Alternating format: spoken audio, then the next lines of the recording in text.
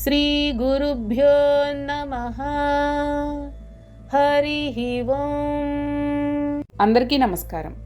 మిత్రులను, శత్రువులను, మానము, అవమానము, శీతోష్ణములు, సుఖదుఖములు, స్తుతులు, నిందలు సమానంగా భావించేవాడు, ఎల్లప్పుడూ మౌనంగా ఉండేవాడు, ఉన్నదానితో సంతృష్టి చెందేవాడు, ప్రాపంచిక విషయములలో అధికంగా ఆసక్తి లేనివాడు, గృహముల యందు ఆసక్తి అనురక్తి లేనివాడు, నిశ్చయాత్మకమైన బుద్ధి కలవాడు, పరమాత్మ యందు భక్తి శ్రద్ధలు కలవాడు, ఇటువంటి సాధకుడు నాకు ప్రియమైనవాడు.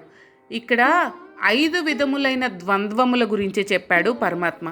శత్రువులు, మిత్రులు, మాన అవమానములు, శీతోష్ణములు, సుఖదుఖములు, నిందాస్తుతులు, వీటిని సమంగా చూడడం నేర్చుకోవాలి. సాత్విక స్వభావం కల భక్తుడికి శత్రువులు ఎవరుంటారు అని అనుకోకూడదు. మంచి వెంబడి చెడ్డ ఎప్పుడూ ఉంటుంది. రాముడితో రావణుడు, సుయోధనుడితో ధర్మరాజు, ఇలాగా బుద్ధుడికి, క్రీస్తుకు కూడా శత్రువులు ఉండడం మనం చదువుకున్నాం. సాధకుడు అయిన వాడు శత్రువులను, మిత్రులను సమానంగా ఆదరించాలి. అలాగే మనలను సన్మానించిన, అవమానించిన వాటిని సమంగా భావించాలి. కానీ సన్మానించిన వాడిని ఆదరించి, సన్మానించని వాడిని, అవమానించిన వాడిని తిట్టకూడదు. ఎందుకంటే ఈ మానవమానములు కూడా మనసును చికాకుపరుస్తాయి. ఆత్మయందు మనసును స్థిరంగా నిలుపవు. సాధారణంగా ఎవరైనా మనకు అవమానం చేస్తే వారి మీద ద్వేషం పెంచుకుంటాం, కోపంతో ఊగిపోతూ ఉంటాం. ఆ అవమానానికి ప్రతీకారం తీర్చుకోవడానికి ఎదురు చూస్తూ ఉంటాం. సుయోధనుడికి మయసభలో జరిగిన అవమానం మహాభారత యుద్ధానికి దారితీసింది. 18 అక్షోహిణీల సైన్యం సర్వనాశనమైంది. అలాగే మనకు ఎవరైనా సన్మానం చేస్తే సన్మానాలకు అలవాటు పడి ఎవరైనా సన్మానాలు చేయకపోతారా అని ఎదురు చూస్తూ ఉంటాం. సన్మానం చేయని వాడిని ద్వేషిస్తాం. నాకు ఏం తక్కువని, నాకు సన్మానం చేయడం లేదు అని కృంగిపోతాం. అంతేకాకుండా ఎన్నో సన్మానాలు చేయించుకొని ఎంతో ఎత్తుకు ఎదిగిన వ్యక్తి ఏ చిన్న పొరపాటు చేసినా ఒక్కసారిగా అధపాతాళానికి చేరుకుంటాడు. కాబట్టి మానము, అవమానము రెండూ కూడా మనస్సును అల్లకల్లోలపరుస్తాయి. కాబట్టి సన్మానించిన, అవమానించిన చిరునవ్వుతో స్వీకరించి వాటి వలన కలిగిన ఫలాలను పరమాత్మకు అర్పించడం, విడిచిపెట్టడం శ్రేయస్కరం. కాలానుగుణంగా వచ్చే ఎండలను, వానలను, చలిని తట్టుకోగలగాలి. కానీ వాటిని తిట్టుకోకూడదు. అవి వస్తూ పోతూ ఉంటాయి. ప్రతి సంవత్సరం వచ్చే వాటికి దుఃఖించడం అనవసరం కదా. వాటిని ఆనందంగా అనుభవించడం నేర్చుకోవాలి. అలాగే సుఖము, దుఃఖము ఒకదాని వెంట ఒకటి వస్తుంటాయి, పోతుంటాయి. అవి చక్రం లాంటివి. సుఖం క్రిందికి వస్తే దుఃఖం పైకి వస్తుంది. అలాగే దుఃఖం క్రిందికి వస్తే సుఖం పైకి వస్తుంది. జీవిత చక్రం తిరుగుతూ ఉంటే సుఖదుఖాలు పైకి కిందికి తిరుగుతూ ఉంటాయి. అవి వాటి ధర్మం. కాబట్టి సుఖం వచ్చినప్పుడు పొంగిపోకుండా, దుఃఖం వచ్చినప్పుడు కృంగిపోకుండా రెండింటినీ సమానంగా స్వీకరించడం నేర్చుకోవాలి. తర్వాతది, ఎంత మందిలో ఉన్నా మన వ్యక్తిత్వాన్ని మర్చిపోకూడదు. అనవసరమైన సంగమము అంటే అటాచ్మెంట్ పెట్టుకోకూడదు. ఎదుటివాడు చేస్తున్నాడు అని మనం వాడిని ఫాలో అవ్వకూడదు. మనం ఎవరో, మన స్థితి ఏమిటో తెలుసుకుని ప్రవర్తించాలి. మనస్సు ఎల్లప్పుడూ పరమాత్మ యందు లగ్నమై ఉండాలి. కానీ ప్రాపంచిక విషయాలలో కాదు. ప్రపంచంలో తిరుగుతున్న ప్రాపంచిక విషయాలతో అటాచ్మెంట్ పెట్టుకోకుండా పరమాత్మతోనే అటాచ్మెంట్ని పెట్టుకోవాలి. దానినే నిస్సంగత్వం అంటారు. ఇక మరికొన్ని ద్వంద్వాలను గురించి చెప్పారు. తుల్య నిందా స్తుతిర్మౌని అంటే మనలను నిందించిన వాడిని, పొగిడిన వాడిని సమానంగా ఆదరించడం నేర్చుకోవాలి.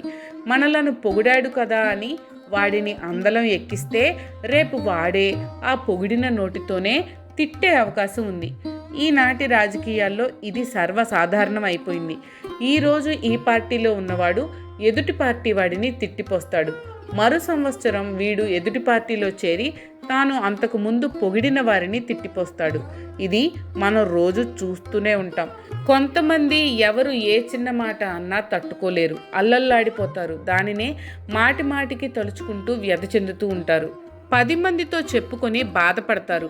ఈ నిందాస్థుతులు మనసును అల్లకల్లోలం చేస్తాయి, ప్రశాంతంగా ఉండనివ్వవు. అటువంటి వారికి మనోబలం ఉండదు. ఏ కొంచెం పొగిడినా ఉబ్బి తబ్బిబ్బైపోతారు. ఏ కొంచెం తిట్టినా అంతులేని బాధకు లోనవుతారు. ఆ కారణం చేత ఈ పరిస్థితులలో మనోవికారమును, మానసిక అలజడిని చెందకూడదు. ప్రశాంతంగా ఉండాలి. అన్నింటికన్నా ముందు ప్రతివాడు ఆత్మ విమర్శ చేసుకోవాలి. నేను చేసే పనులు న్యాయబద్ధంగా, ధర్మబద్ధంగా ఉన్నాయా లేవా అని ఆత్మ విమర్శ చేసుకోవాలి. న్యాయంగా, ధర్మంగా పనులు చేస్తుంటే ఎవరు పొగిడినా, తిట్టినా పట్టించుకోవాల్సిన అవసరం లేదు. మీలో తప్పు ఉంటే దానిని ఆనందంగా స్వీకరించి దానిని సరిదిద్దుకోవడానికి ప్రయత్నించండి. అంతేకాని మనం తప్పు చేస్తున్నా పొగిడేవాడు, ఏ తప్పు చేయకపోయినా తిట్టేవాడు, వీరిని పట్టించుకోవాల్సిన అవసరం లేదు. ఇంతకుముందు చెప్పిన మానవమానములు శారీరకములు, అంటే శరీరంతో చేసే పనులు. నిందాస్థుతులు వాచికములు, అంటే నోటితో చేసే పనులు. వీటికి అతీతంగా ఉండాలంటే మౌనమే శ్రేయస్కరం. ఎంత ఎక్కువ మాట్లాడితే అంత అనుబంధం కలుగుతుంది, మాటకు మాట పెరుగుతుంది, అనవసరమైన వాగ్వివాదాలకు దారితీస్తుంది. కాబట్టి పైకి అవసరమైనంత వరకే మాట్లాడుతూ లోపల పరమాత్మను స్మరించుకోవడం శ్రేయస్కరం. దొరికిన దానితో, ఉన్నదానితో, పరమాత్మ ఇచ్చిన దానితో తృప్తిపడి సుఖంగా జీవించాలి. దాని అర్థం లేని దాని కొరకు ప్రాకులాడకూడదు, ఉన్నదానితో తృప్తి చెందాలి. ఎందుకంటే తృప్తి అనేది మానవ జీవితంలో అత్యంత ముఖ్యమైన లక్షణం. అంతేకాని నాకు అది ఉంటేనే తృప్తిగా ఉంటుంది, దీనితో నాకు తృప్తి కలుగదు, నాకు అదే కావాలి అని అనకూడదు. ఎందుకంటే ఏది కావాలో అది దొరికిన తర్వాత దానితో కూడా తృప్తి కలగదు. ఇంకోటి కావాలనిపిస్తుంది, అది దొరికితే మరొకటి. దీనికంతటికీ మూలం తృప్తి లేకపోవడం, ఉన్నదానితో తృప్తి చెందకపోవడం. తృప్తి లేనివాడికి జీవితంలో సుఖ సంతోషాలు ఉండవు. ఎప్పుడూ ఏదో కావాలని బాధపడుతూ ఉంటాడు. కాబట్టి ఉన్నదానితో తృప్తి చెందాలి అని పరమాత్మ బోధ. అనికేతః అంటే ఉన్న ఇల్లు వదిలిపెట్టి చెట్టు క్రింద కాపురం పెట్టమని కాదు, ఇంటి మీద అనవసరమైన ఆసక్తి పెంచుకోవద్దని అర్థం.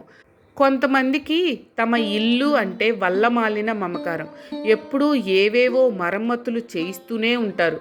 ఏ మాత్రం చిన్న పగులు కనిపించినా విలవిలలాడిపోతారు. ఆ ఇంట్లో ఉండేది నలుగురైనా 100 పడక గదులు ఇల్లు కట్టుకుంటారు. మరికొందరు ఒక ఇంటితో తృప్తి పడరు. ఊరుకో ఇల్లు కడతారు, లేక కొంటారు. వాటిని అద్దెలకు ఇస్తారు. అద్దె రాకపోయినా, ఇల్లు ఖాళీ చేయకపోయినా కోర్టుల చుట్టూ తిరుగుతారు. కాబట్టి అవసరమైనంత వరకే ఇంటిని ఏర్పరచుకోవాలి. ఆ ఇంటిని శుభ్రంగా ఉంచుకోవాలి. ఆ ఇంటి మీద అనవసరమైన ఆసక్తి, అనురాగము, బంధము పెంచుకోకూడదు. ఇవన్నీ ఈశ్వరునికి చెందినవి, నేను కేవలం అనుభవిస్తున్నాను అనే భావనతో ఉండాలి అని పరమాత్మ బోధిస్తున్నాడు. స్థిరమతి అంటే ఎల్లప్పుడూ మనస్సు, బుద్ధి స్థిరంగా ఉంచుకోవాలి. ఒక నిర్ణయం తీసుకుంటే దానికి కట్టుబడి ఉండాలి. ఏదో ఒక ఇష్టదేవతను పూజించాలి, ఒకే గురువును సేవించాలి, ఒకే పరంపరను అనుసరించాలి. అంతేకాని మనకు ఇష్టం ఉన్నప్పుడు ఒక దేవత, ఇష్టం లేనప్పుడు, మన కోరికలు తీరనప్పుడు మరొక దేవత, ఇలా స్థిరత్వం లేకుండా ఉండకూడదు. కాబట్టి బయట ప్రపంచంలో తిరిగేటప్పుడు కానీ, పూజలు, భగవతారాధన చేసేటప్పుడు కానీ స్థిరమైన బుద్ధి కలిగి ఉండాలి. చంచలత్వం పనికిరాదు. ఈ చంచలత్వం పోయి స్థిరత్వం రావాలంటే మన మనస్సును అటూ ఇటూ పోనీయకుండా ఆత్మలో లగ్నం చేయాలి. అప్పుడే స్థిరత్వం కలుగుతుంది. కాబట్టి బయట ప్రపంచంలో ఏ వృత్తి, ఏ పని చేస్తున్నా మనస్సు మాత్రం పరమాత్మ యందు లగ్నం చేయాలి. అప్పుడే మనస్సు నిర్మలంగా, ప్రశాంతంగా ఉంటుంది. ఇవన్నీ కూడా నరహ అంటే ఈ విశ్వంలోని నరులందరికీ వర్తిస్తుంది అని పరమాత్మ బోధించాడు. ఈ అధ్యాయంలో అంటే భక్తి యోగంలో భక్తుల గురించి, వారికి ఉండాల్సిన లక్షణముల గురించి వివరించాడు. వాటిని ఒక్కసారి పరిశీలిద్దాం. ఎవ్వరినీ ద్వేషించకూడదు, అందరితో స్నేహంగా ఉండాలి, అతి మమకారం పనికిరాదు, అహంకారం అస్సలు పనికిరాదు, అందరి పట్ల కరుణ, దయ కలిగి ఉండాలి, సుఖదుఖములను సమంగా చూడాలి, అన్ని సందర్భాలలో ఓర్పు కలిగి ఉండాలి, ఎప్పుడూ సంతోషంగా, సంతుష్టిగా ఉండాలి, మనసును అదుపులో ఉంచుకోవాలి, చంచల స్వభావం కాకుండా దృఢమైన నిశ్చయం కలిగి ఉండాలి. మనస్సును బుద్ధిని ఆత్మలో ఉంచాలి. భయం అనేది వదిలిపెట్టాలి. తాను ఎవ్వరికీ భయపడకూడదు, ఇతరులను భయపెట్టకూడదు. కోపం వదిలిపెట్టాలి. ఎక్కువ ఆనందము, ఎక్కువగా భయము ఉండకూడదు. దేని మీద ఎక్కువగా మమకారము, ఆపేక్ష కలిగి ఉండకూడదు. ఎల్లప్పుడూ శరీరమును మనస్సును శుభ్రంగా ఉంచుకోవాలి. ప్రతి కార్యమును శ్రద్ధతో సమర్థతతో చేయాలి. చేయాల్సి వచ్చిందే అని చేయకూడదు. దేని మీద అత్యధికమైన ప్రేమ, పక్షపాతము చూపకుండా తటస్థంగా ఉండాలి. మనస్సును ప్రశాంతంగా ఉంచుకోవాలి.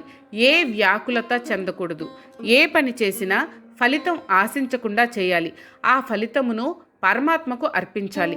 తనకు సుఖం కలిగినప్పుడు పొంగిపోయి నా అంతవాడు లేడు అనకూడదు.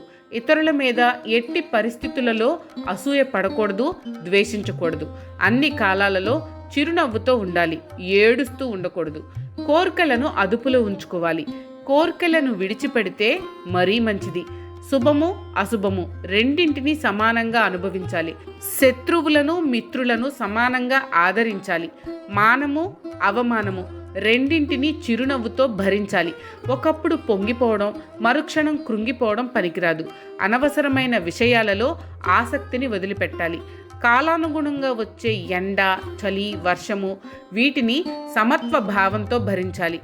ఎవరు మనలను నిందించినా పొగిడినా చిరునవ్వుతో స్వీకరించాలి. కానీ ఎగిరి గంతేయకూడదు, క్రిందపడి దొర్లకూడదు. సాధ్యమైనంత వరకు మౌనంగా ఉండడం నేర్చుకోవాలి. గడగడ వాగకూడదు. ఏది దొరికితే దానితో తృప్తి చెందాలి. లేని దానికోసం ప్రాకులాడకూడదు. ఉన్న ఇంటిని శుభ్రంగా ఉంచుకోవాలి. ఇంకా పెద్ద ఇల్లు లేదని బాధపడకూడదు.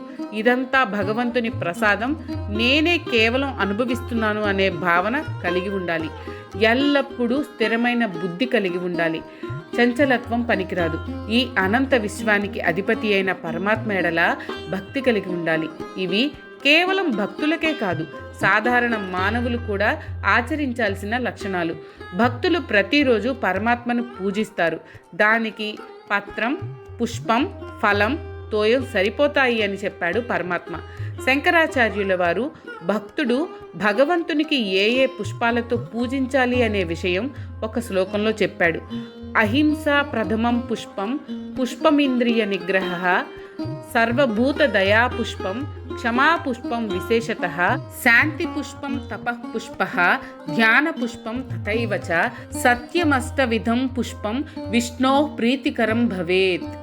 అహింస, ఇంద్రియ నిగ్రహము, సర్వభూతదయ, క్షమ, శాంతి, తపస్సు, ధ్యానము, సత్యము ఈ 8 పుష్పములతో మనం పరమాత్మను పూజించాలి అని అన్నాడు. కాబట్టి మనం వీటిలో ఏవో కొన్ని పుష్పాలను సంపాదించడానికి, ఆ పుష్పాలతోనే పరమాత్మను పూజించడానికి ప్రయత్నం చేద్దాం. అర్జున, ఎవరైతే శ్రద్ధాభక్తులతో ముందు చెప్పబడిన లక్షణములతో నన్ను సేవిస్తారో, నాయందు శ్రద్ధ భక్తి కలిగి ఉంటారో, నన్నే పరమ గతిగా నమ్ముతారో, అమృతముతో సమానమైన భాగవత ధర్మమును ముందు చెప్పబడిన విధంగా అనుసరిస్తారో వారే నాకు భక్తులు, ఇష్టులు. ఇక్కడ ఈ అధ్యాయానికి ఈ శ్లోకమే ముగింపు. ఇది ఫలశ్రుతి. ఈ అధ్యాయంలో చెప్పబడిన లక్షణములు కలిగిన భక్తుడు పొందే ఫలితములను గురించి చెప్పాడు పరమాత్మ. వారు అత్యంత ప్రీతిపాత్రులు అవుతారు. ధర్మ్యామృతం అంటే ముందు చెప్పబడిన ధర్మములు అమృతముతో సమానాలు.